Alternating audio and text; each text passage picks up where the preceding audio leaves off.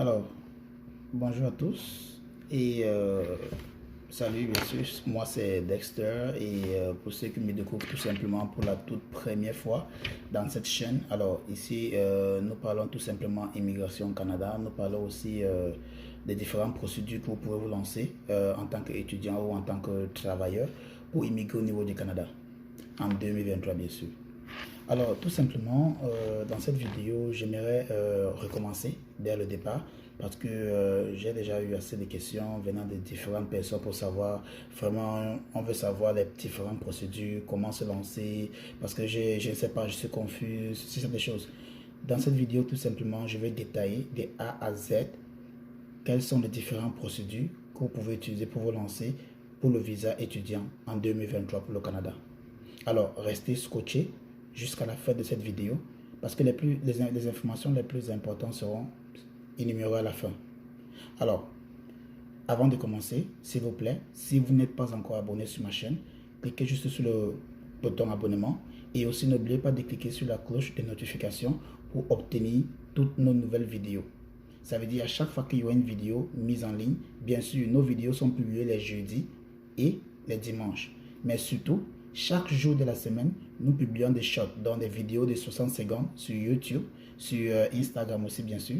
Alors n'oubliez pas surtout, allez là-bas, regardez cette vidéo, surtout les shorts parce que c'est des vidéos que nous mettons avec des informations très précises sur les changements, s'il y a un changement d'information ou s'il y a de nouvelles informations qu'il faut absolument donner au public. Donc, surtout, restez connectés sur les différentes vidéos que nous mettons en ligne, sur YouTube, sur Facebook et bien sûr aussi sur Instagram. Alors, on se lance directement dans le but du sujet aujourd'hui qui est la procédure de demande de visa étudiant.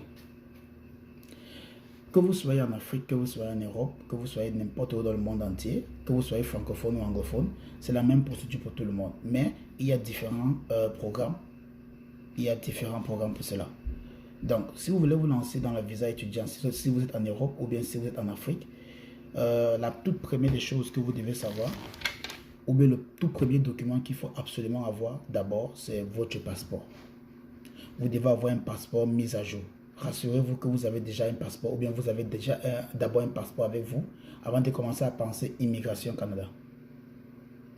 La deuxième chose ou le deuxième document qu'il faut absolument avoir, c'est votre test de langue. Donc, ça veut dire que même si vous êtes francophone et que vous voulez venir continuer vos études ici au Canada en français, vous devez composer le TEF, qui est bien sûr le test de langue en français. Si vous êtes anglophone, vous devez composer ce qu'on appelle le IELST. Le IELTS, pardon.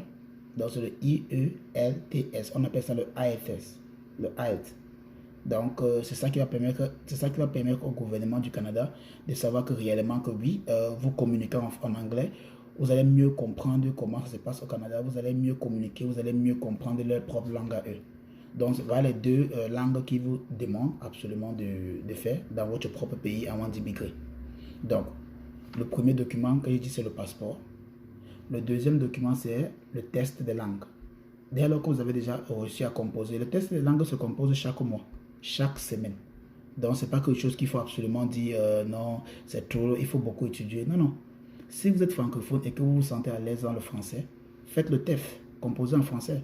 Si vous êtes anglophone et que vous vous sentez à l'aise en anglais, composez le IELTS.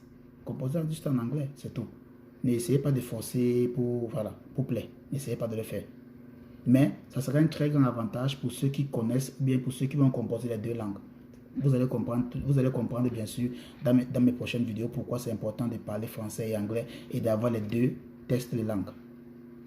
Alors, le troisième document qu'il faut avoir avec vous, c'est votre dernier diplôme, donc le diplôme le plus récent que vous avez.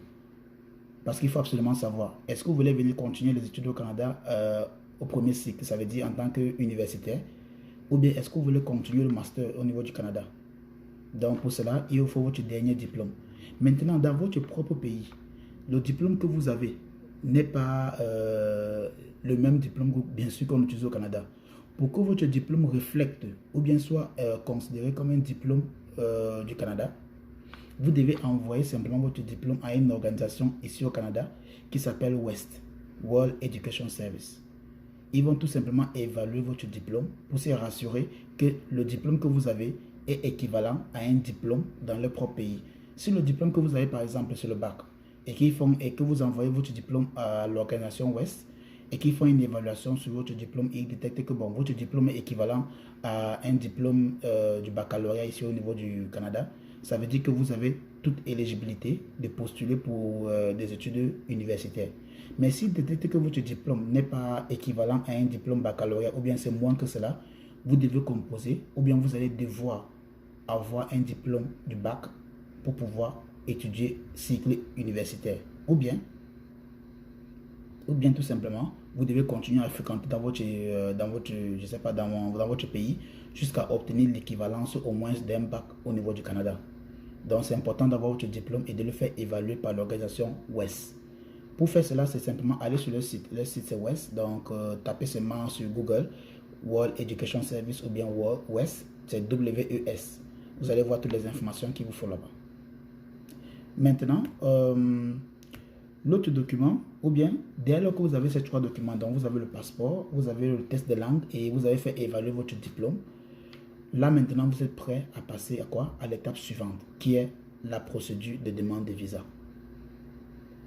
La première chose qu'il faut faire pour votre procédure de demande de visa, c'est d'abord d'établir l'école où vous allez aller. Donc, si vous voulez fréquenter dans une école francophone, les différentes régions que je vous conseille au Canada, c'est Nouveau-Brunswick, le Québec, Ontario, et il y a aussi Manitoba et Alberta. Bon, Manitoba et Alberta n'est pas trop francophone, mais si vous voulez tenter, allez-y. Mais je vous conseillerais beaucoup plus l'un de ces trois régions qui sont Ontario, Québec ou Nouveau-Brunswick. Voilà les trois provinces que je vous conseille de faire des recherches des écoles à ce niveau-là. Alors, dès lors que vous allez obtenir, ou bien dès lors que vous avez fait votre demande, ou vous avez fait votre recherche pour savoir les écoles qui sont dans ces différentes provinces et bien sûr détecter votre programme, alors vous allez tout simplement faire quoi? Une demande d'admission. Ça veut dire l'école que vous avez choisie, que ce soit au Québec, au Nouveau-Brunswick ou bien à Ontario, vous faites tout simplement votre demande d'admission dans l'établissement choisi. Alors, quand vous allez faire votre demande, il y a beaucoup de choses qui vont vous demander, beaucoup de choses éligibles qui vont vous demander, par exemple sur le test de langue. Ce que vous devez savoir, c'est que certains établissements ont leur propre test de langue. Ça veut dire quoi? Ça veut dire si vous n'avez pas réussi, par exemple, à faire votre test de langue en TEF ou en IELTS en anglais, certains établissements vont vous demander de faire leur propre test de langue en français ou en anglais. C'est pour se rassurer que vraiment vous allez venir et vous n'allez pas avoir de difficultés dans vos études. Donc certains établissements, ils ont leur propre test de langue que vous allez se composer. Il y a comme le Duolingo. Alors, si vous recevez le test de langue, ils vont dire ok c'est bon, tu as reçu le test de langue, ça veut dire que tu communiques bien en français ou en anglais. Ton programme que tu as choisi c'est bon. On a vu que ton diplôme que tu nous as envoyé est évalué par WES, c'est bon. Donc tu es éligible pour faire ce programme dans notre école. Maintenant, le petit bémol qu'il y a ici, c'est quoi? C'est que vous devez choisir absolument les établissements qui sont désignés. Ça veut dire quoi? Ça veut dire les établissements qui sont désignés ont cette possibilité ou bien sont éligibles de faire immigrer les étudiants étrangers. Si vous choisissez une école qui n'est pas désignée, automatiquement, même si vous avez une admission avec cette école-là, c'est que l'école va tout faire pour vous donner l'admission. Si vous avez l'admission avec l'école-là, vous ne pourrez pas voyager. Ou bien même si vous faites votre demande de visa, il sera rejeté. Parce que l'école que vous avez choisie n'est pas une école désignée. Donc c'est important d'aller sur le site du gouvernement du Canada pour rechercher les écoles désignées. Ou bien si vous avez détecté une école dans une province que vous voulez absolument aller, allez sur le site du gouvernement du Canada et faites des recherches sur l'école-là. Si l'école-là c'est une école désignée, chaque école désignée reçoit un numéro. Il y a un numéro que le gouvernement fédéral du Canada attribue à cette école-là. Donc si l'école n'a pas ça, c'est le numéro désigné de l'école. Si l'école n'a pas ce numéro-là, s'il vous plaît, ne faites pas l'inscription ou bien ne partez pas dans cette école. Ne dépensez pas votre argent pour rien. Ne venez pas au Canada, venez vous balader ici, non. Si vous êtes venu, c'est pour un objectif. Donc, n'allez pas sur les écoles qui ne sont pas désignées. Prenez votre temps, faites votre recherche. Maintenant, pour ceux qui ont des difficultés, par exemple, à faire des recherches, c'est que restez scotché sur mes vidéos parce qu'il y a des vidéos où je mets bien sûr les différentes écoles qu'il faut absolument fréquenter en 2023. C'est les écoles désignées, c'est les écoles qui offrent les diplômes, les diplômes post-travail aux étudiants étrangers. Donc, dès lors que vous avez à détecter l'école et que c'est une école désignée et que vous avez lancé votre demande d'admission, alors tout ce qu'il faut faire, c'est quoi? C'est d'attendre. Mais je vous conseille ceci, ça c'est une astuce. Faites beaucoup de demandes d'admission dans différentes écoles, dans différents établissements. Si possible, même 10, 15, 20 même. Parce que ce n'est pas sûr que tout le monde va vous donner l'admission. Donc faites des demandes d'admission dans toutes ces différentes écoles. Dès lors que vous avez obtenu cela, bravo. Ce qui est sûr, c'est qu'une de ces écoles va vous donner l'admission. Et dès que vous avez l'admission, là maintenant, il faut passer à l'étape supérieure. Et l'étape supérieure, c'est quoi maintenant? C'est de faire, la première des choses que je vais vous conseiller ici, c'est quoi? C'est de faire votre lettre de motivation. Par exemple, pour les personnes qui ont fait biologie dans leur pays et qui ont un diplôme en biologie ou en chimie ou en physique, s'il vous plaît, si vous venez au Canada, par exemple, pour faire le marketing ou bien pour faire autre sujet qui n'a rien à voir avec ce que vous avez appris dans votre pays, vous devez écrire une lettre de motivation pour expliquer pourquoi il y a cette transition. Pourquoi vous êtes quitté de biologiste et maintenant vous voulez venir faire le marketing au niveau du Canada. Qu'est-ce qui vous a motivé? Qu'est-ce qui vous a fait changer d'idée? Est-ce que vous avez une expérience professionnelle en marketing que vous voulez simplement intensifier au niveau du Canada? Alors, je disais tantôt, vous devez absolument démontrer quelle est la motivation, qu'est-ce qui vous a poussé réellement à changer, de quitter de biologiste par exemple pour faire du marketing. Et cela peut bien sûr se démontrer par une expérience professionnelle dans votre propre pays.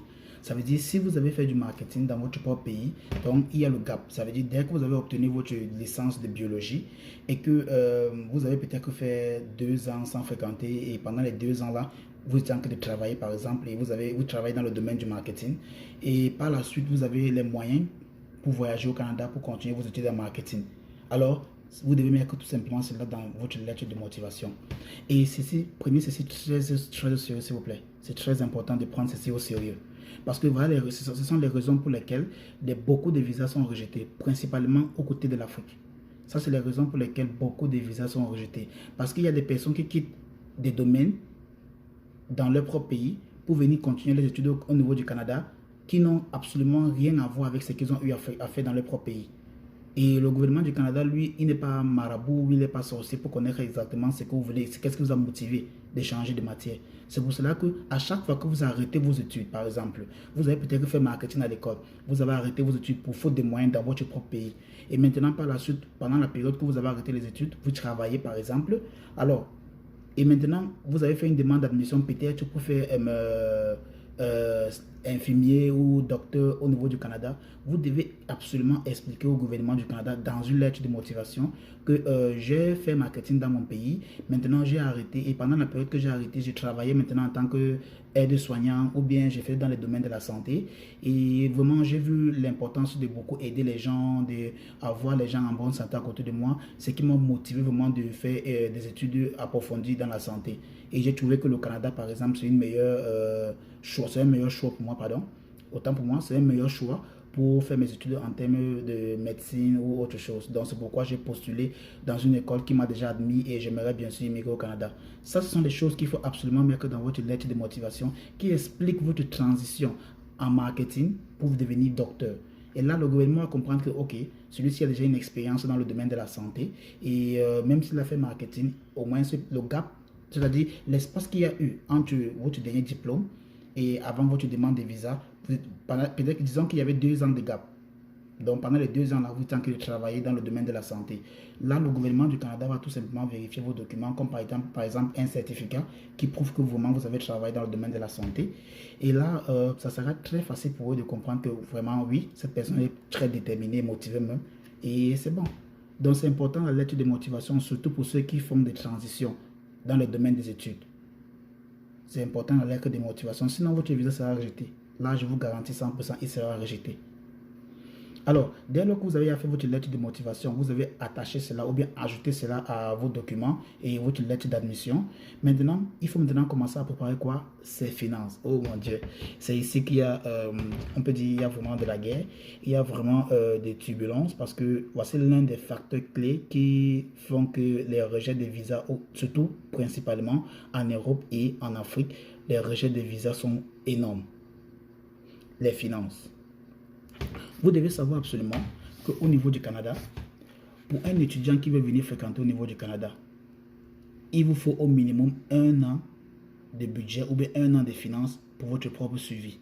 Et pour un étudiant, comme les années précédentes, c'était 10 000 dollars, 10 000 $ canadiens. Donc, vous pouvez simplement faire l'évaluation ou bien changer la monnaie en votre monnaie locale, bien sûr, dans votre pays, que ce soit en francs CFA, que ce soit en euros, que ce soit en francs congolais, c'est ça des choses. Donc, c'est à vous de faire le choix de quelle monnaie vous utilisez dans votre pays et échanger 10 000 dollars en votre monnaie locale.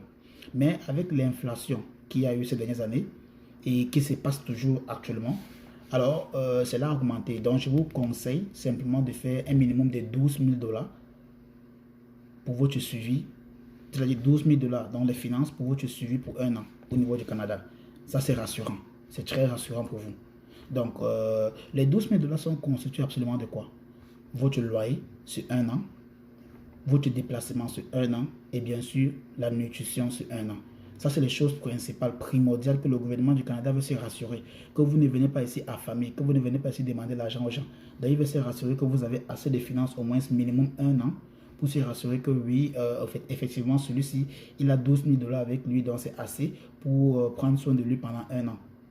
Disons que vous n'avez pas un travail, par exemple, parce que vous venez étudier. Donc, ils savent que vous venez étudier. Donc, même si vous travaillez, là, ça sera juste votre propre bénéfice. Ça ne sera pas comme si c'est ça qui va permettre à ce que vous survivez au Canada. Non. Donc, les 12 000 dollars, déjà, c'est juste une garantie que sur 1 an, vous allez avoir un logement, vous allez avoir de la nourriture et bien sûr, vous pourrez vous déplacer dans la ville.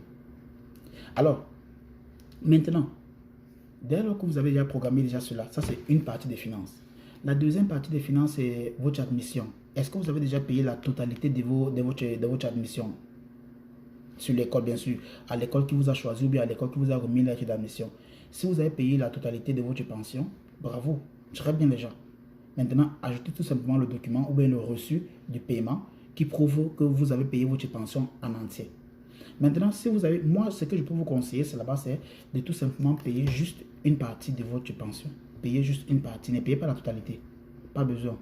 Gardez juste une partie. Donc, si vous payez une partie, par exemple, de votre pension, l'autre reste de la pension, vous devez mettre cela dans votre compte. Et là, vous allez devoir montrer cela au gouvernement du Canada qui prouve que, oui, j'ai déjà payé une partie, voilà le reçu de la partie que j'ai payée pour ma pension. Et l'autre partie, voilà ça dans mon compte bancaire. C'est très important de le préciser ainsi. Mais si vous avez payé la totalité, très bien. Vous n'avez qu'à montrer, vous n'avez simplement qu'à attacher le reçu du paiement de votre pension dans votre procédure.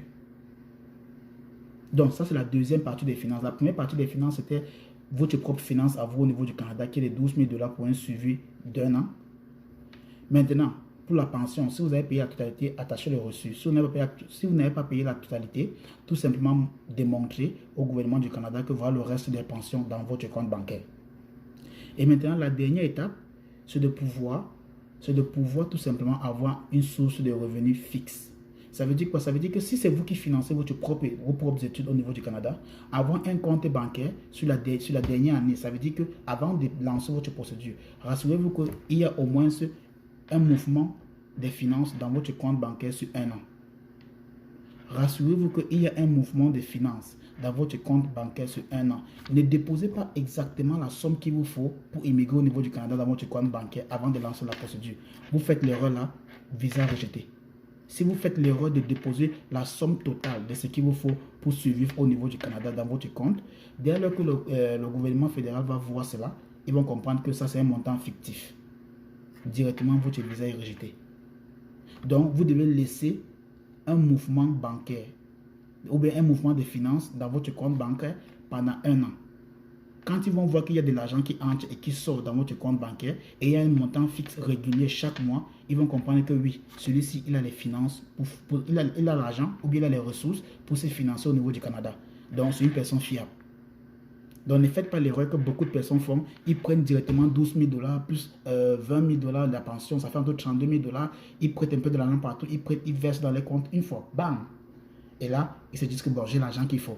Le gouvernement du Canada va tout simplement rejeter cela parce que c'est venu en un coup. Et ce qui signifie que c'est un montant fictif. Ça, c'est un conseil qu'il faut vraiment prendre au sérieux. Donc, dès lors que vous avez déjà un mouvement de finances dans votre compte bancaire durant un an, ce qui prouve que vous avez assez d'argent pour vous souvenir à votre besoin, alors, qu'est-ce qu'il faut faire? Vous avez les finances qui prouvent que vous avez les finances qui prouvent que vous pouvez suivre pendant un an ou bien pendant la durée de vos études. Vous avez votre test de langue, vous avez la lettre d'admission, vous avez le reçu de paiement de votre admission, vous avez votre passeport et aussi, bien sûr, vous avez votre diplôme qui a été évalué par WES. Vous avez tout ce qu'il vous faut pour vous lancer dans votre demande de visa. Maintenant, ce qu'il faut, c'est quoi? Il y a deux façons de faire votre demande de visa. Vous pouvez le faire sur papier. Ça veut dire, vous partez dans l'ambassade le plus proche de votre pays, vous demandez simplement la procédure sur papier, ils vont vous dire tout ce qu'il faut, vous pouvez simplement le remplir là-bas, attacher tous les documents qu'il faut, bien sûr les copies, et remettre cela à l'ambassade directement dans votre pays. Ou bien, la meilleure façon de le faire, que moi je vous conseille tout simplement, c'est de le faire en ligne. Quand c'est en ligne, c'est plus rapide, parce que ça part directement sur le site, ou bien directement au bureau fédéral du Canada. Là, ils reçoivent directement votre demande et là, ils pourront travailler rapidement sur ça. Normalement, la procédure que cela prend, c'est maximum 3-4 mois pour un visa étudiant. C'est 3-4 mois, surtout en Afrique ou en Europe. En Europe, certains pays en Europe, ils ont leur procédure de stream direct. Donc, ça veut dire que les procédures, parfois, ça peut prendre dans les 2 semaines à 1 mois maximum. Ça, c'est un autre programme là-bas pour ceux qui sont qualifiés pour cela. Il y a certains pays, ce n'est pas tous les pays qui sont qualifiés. Mais en Afrique, il y a certains pays aussi comme le Sénégal qui est qualifié pour la procédure sur un mois. Il y a le Sénégal, il y a le Nigeria, il y a l'Afrique du Sud. Donc, c'est les pays qui sont qualifiés sur le programme un mois pour obtenir un visa étudiant. Mais les autres pays en Afrique, bien, principalement, c'est 3 mois maximum. Ou bien parfois, ça peut durer à 4 mois. Vous savez, la lenteur parfois digitale, c'est autre chose. On ne contrôle pas ça. Donc, vous savez, avec le virus du coronavirus, avec le coronavirus qui est arrivé l'année passée, ou bien les 2 années précédentes, ça ralentit un peu la procédure, mais tout se passe en ligne maintenant. Donc, je vous conseille de faire la procédure en ligne plutôt. Dès lors que vous avez tous ces documents que j'ai énumérés avant, faites votre procédure en ligne. C'est rapide et c'est efficace. Là, ça fait que vous contrôlez vous-même vos documents. Vous n'avez pas la pression de faire une erreur sur l'écrit ou bien sur n'importe quoi. Donc, dès lors que vous avez tout cela, surtout rassurez-vous. Rassurez-vous que vous avez tout vérifié et que tout est nickel. Je dis bien tout est nickel. Maintenant, vous avez envoyé votre procédure en ligne. Bravo. Dès lors que vous avez fait la demande en ligne et que vous avez déposé le dossier, bravo à vous. Maintenant, il faut simplement patienter. Patienter pour attendre le résultat en ligne. Ça veut dire que vous allez recevoir un mail de votre demande de visa, si cela a été approuvé, si cela a été rejeté. Si cela a été approuvé, l'une des meilleurs signes que vous allez avoir, c'est quoi? C'est qu'on va vous envoyer une lettre qui va dire félicitations, ou bien qui va dire peut-être venez avec votre passeport, ou bien venez avec d'autres documents, parce qu'il y aura la biométrie que vous allez faire bien sûr après cela.